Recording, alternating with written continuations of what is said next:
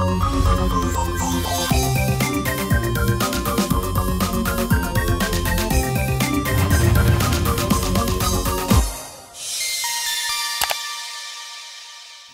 Hello, ನಾನು ನಿಮ್ಮ ಬಡಕಿಲ ಪ್ರದೀಪ್ ಬಂದಿದ್ದೀನಿ.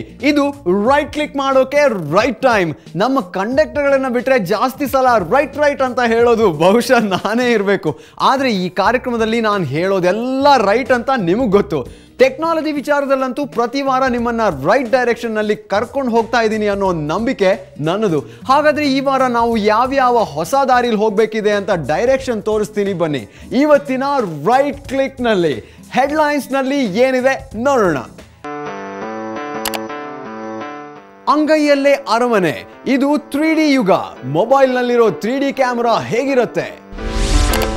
ಇದು ನಿಮ್ಮ ಪರ್ಸನಲ್ ಮ್ಯಾನೇಜರ್, ಆಂಡ್ರಾಯ್ಡ್ ಫೋನ್ಗಳಿಗೆ ಫೈಲ್ ಮ್ಯಾನೇಜರ್.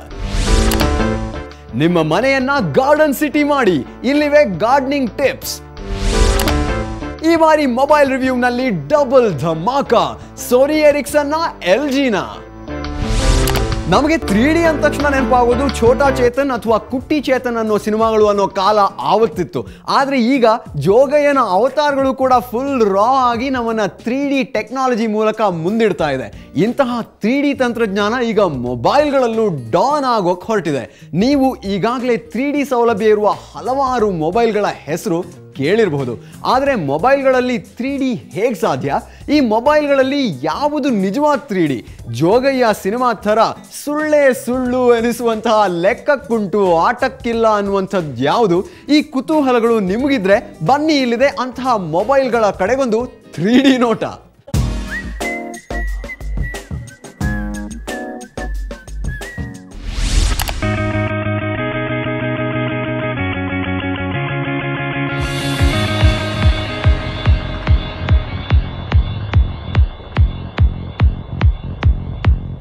ಚಿತ್ರಗಳನ್ನು ತೆಗೆಯುವ ತಂತ್ರಜ್ಞಾನ ಬಂದಿದ್ದು ಬಹಳ ಹಿಂದೆಯೇ ಆದರೂ ಯಾಕೋ ಅದರ ಗ್ರಾಫ್ ಅಂತ ದೊಡ್ಡ ಮಟ್ಟಕ್ಕೇರಿರಲಿಲ್ಲ.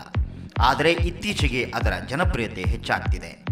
3D ಸಿನಿಮಾಗಳ ನಂತರ ಇತ್ತೀಚೆಗೆ ಈ ತಂತ್ರಜ್ಞಾನ ಮೊಬೈಲ್ಗೂ ಕಾಲಿಟ್ಟಿದೆ. ಕೆಲವು ಮೊಬೈಲ್ಗಳು 3D ಬ್ರ್ಯಾಂಡ್ನ ಅಡಿಯಲ್ಲಿ ಮಾರುಕಟ್ಟೆ ಪ್ರವೇಶಿಸಿವೆ. ಇವುಗಳಲ್ಲಿ ಕೆಲವು ಸಂಪೂರ್ಣ 3D ಆದರೆ ಕೆಲವು ಅರೆ 3D.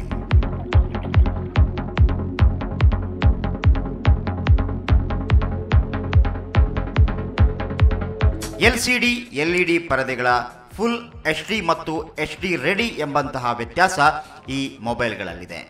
ಕೆಲವು ಮೊಬೈಲ್ಗಳಲ್ಲಿ ಕೇವಲ ನೀವು 3D ಚಿತ್ರಗಳನ್ನು ತೆಗೆಯಲು ಸಾಧ್ಯ. ಉದಾಹರಣೆಗೆ ಸೋನಿ ಎರಿಕ್ಸನ್ನ ಎಕ್ಸ್ಪೀರಿಯಾ ಸರಣಿಯ ನಿಯೋ V, ಆರ್ಕ್ S ಮುಂತಾದ ಮೊಬೈಲ್ಗಳು. ಅವುಗಳಲ್ಲಿ ತೆಗೆದ ಚಿತ್ರಗಳನ್ನು ನೋಡಬೇಕೆಂದರೆ ನಿಮಗೆ 3D TV ಅಗತ್ಯ.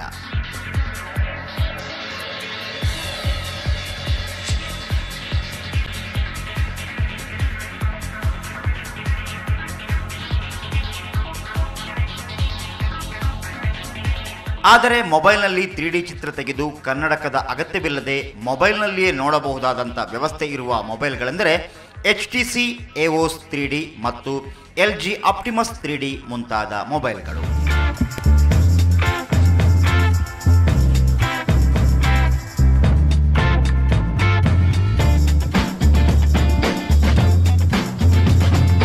ನಿಜವಾದ 3D ಚಿತ್ರ ತೆಗೆಯಬೇಕೆಂದರೆ ನಿಮ್ಮ ಕ್ಯಾಮರಾದ ಹಿಂಬದಿಯಲ್ಲಿ 2 ಕ್ಯಾಮೆರಾಗಳಿರಬೇಕು.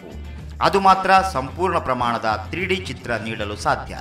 ಕೊನೆಗೂ ಕನ್ನಡಕ ಹಾಕಿಕೊಂಡು ಥಿಯೇಟರ್ನಲ್ಲೋ ಅಥವಾ ಮನೆಯ 3D ಟಿವಿಯಲ್ಲೋ 3D ಚಿತ್ರ ನೋಡುವ ಸಂಪೂರ್ಣ ಆನಂದ ಮೊಬೈಲ್ಗಳ ಪರದೆಯಲ್ಲಿ ಸಿಗುವುದು ಕಷ್ಟವೇ.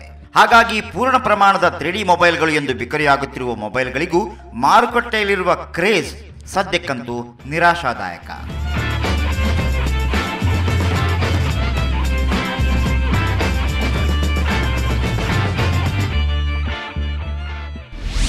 3D ಮೊಬೈಲ್ ತಗೋಬೇಕು ಅಂದರೆ ಸ್ವಲ್ಪ ನೋಡಿ ತಗೋಬೇಕು ಅಂತ ಗೊತ್ತಾಯ್ತಲ್ಲ.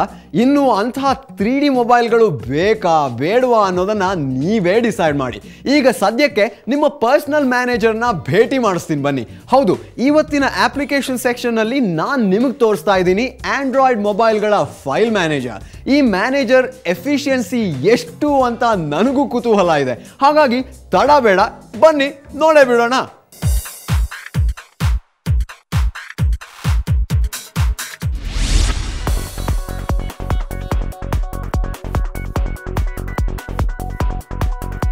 ಮೊಬೈಲ್ಗಳಲ್ಲಿ ಮೆಮೊರಿ ಹೆಚ್ಚಾದಂತೆ ನಮ್ಮ ಫೈಲ್ಗಳನ್ನು ಸರಿಯಾಗಿ ಜೋಡಿಸಿಟ್ಟುಕೊಳ್ಳುವುದು ಒಂದು ಸವಾಲೇ ಆಗುತ್ತದೆ. ಒಂದೊಂದು ಸಲ ನಮ್ಮ ಮೊಬೈಲ್ನಲ್ಲಿ ಇದೆ ಎಂದು ಗೊತ್ತಿದ್ದರೂ ಆ ಫೈಲನ್ನು ಹುಡುಕುವುದು ದುಸ್ತರವಾಗಿ ಬಿಡುತ್ತದೆ.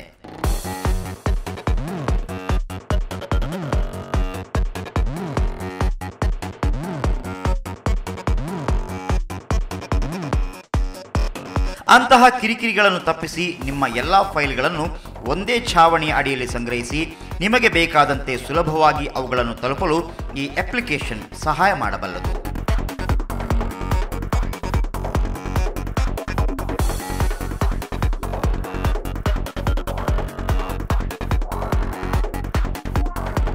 ಈ ಅಪ್ಲಿಕೇಶನ್ಗಳಲ್ಲಿ 60ಕ್ಕೂ ಹೆಚ್ಚು ರೀತಿಯ ಅಪ್ಲಿಕೇಶನ್ಗಳಿಗೆ ವಿವಿಧ ಐಕಾನ್ಗಳಿವೆ.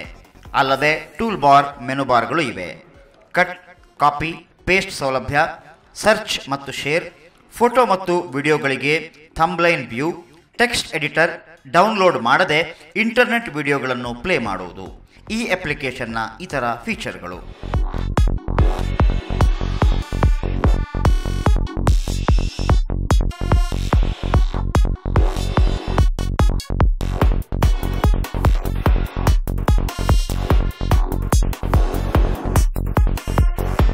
ಅಲ್ಲದೆ ನಿಮ್ಮ ಫೈಲ್ಗಳ ಶಾರ್ಟ್ಕಟ್ ಅನ್ನು ಮೊಬೈಲ್ನ ಹೋಮ್ ಸ್ಕ್ರೀನ್ನಲ್ಲಿ ಇರಿಸಿಕೊಳ್ಳಬಹುದು. ಜೊತೆಗೆ ಫೈಲ್ ಕಂಪ್ರೆಸ್ ಮತ್ತು ಡಿಕಂಪ್ರೆಸ್ ಮಾಡುವ ಸೌಲಭ್ಯ ಕೂಡ ಇದೆ. ಇದು ಆಂಡ್ರಾಯ್ಡ್ ಮೊಬೈಲ್ಗಳಿಗಾಗಿ ಇರುವ ಉಚಿತ ಅಪ್ಲಿಕೇಶನ್. ಆಂಡ್ರಾಯ್ಡ್ ಮಾರ್ಕೆಟ್ನಲ್ಲಿ ಇದನ್ನು ಡೌನ್ಲೋಡ್ ಮಾಡಿಕೊಳ್ಳಬಹುದು.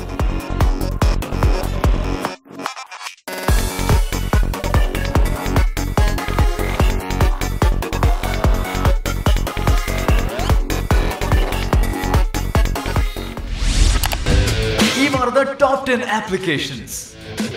ಮೊದಲಿಗೆ ನೀವು ಫ್ರೀ ಆಗಿ ಡೌನ್ಲೋಡ್ ಮಾಡಿಕೊಳ್ಳಬಹುದಾದ ಅಪ್ಲಿಕೇಶನ್ಸ್.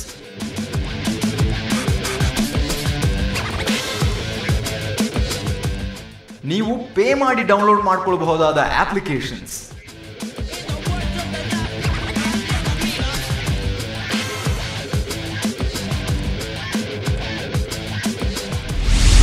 ನಮ್ಮ ಪರ್ಸನಲ್ ವಿಷಯದಲ್ಲಿ ಇನ್ನೊಬ್ರು ತಲೆ ಹಾಕೋದು ಯಾರಿಗೂ ಇಷ್ಟ ಇರಲ್ಲ ಬಿಡಿ. ಸೊ ನಿಮಗೆ ಬೇಕಾದ ಫೈಲ್ಗಳನ್ನು ನಿಮ್ಮ ಮೊಬೈಲ್ನಲ್ಲಿ ಹೇಗೆ ಅಚ್ಚುಕಟ್ಟಾಗಿ ಇಟ್ಕೋಬಹುದು ಅನ್ನೋದನ್ನ ನೋಡಿದ್ರಲ್ಲ. ಈಗ ನನ್ನ ಪರ್ಸನಲ್ ಮ್ಯಾನೇಜರ್ ಒಂದು ಬ್ರೇಕ್ ತಗೋ ಅಂತಿದ್ದಾನೆ. ಸೊ ಒಂದು ಬ್ರೇಕ್ ತಗೊಂಡು ಮತ್ತೆ ಬರ್ತಿದ್ದೀನಿ. ಆನ್ ರೈಟ್ ಕ್ಲಿಕ್ ನಲ್ಲಿ ವಾಟ್ ನೆಕ್ಸ್ಟ್, ಸೈಟ್ ಸೀಯಿಂಗ್ ನಲ್ಲಿ ಪಾರ್ಕಿಂಗ್ ಫೆಸ್ಟಿವಲ್, ಸ್ಪೂನ್ ಫೀಡ್ ನಲ್ಲಿ ಜೆಪೆಗ್ ಬೇಕಾ ಜೆಪೆಗ್.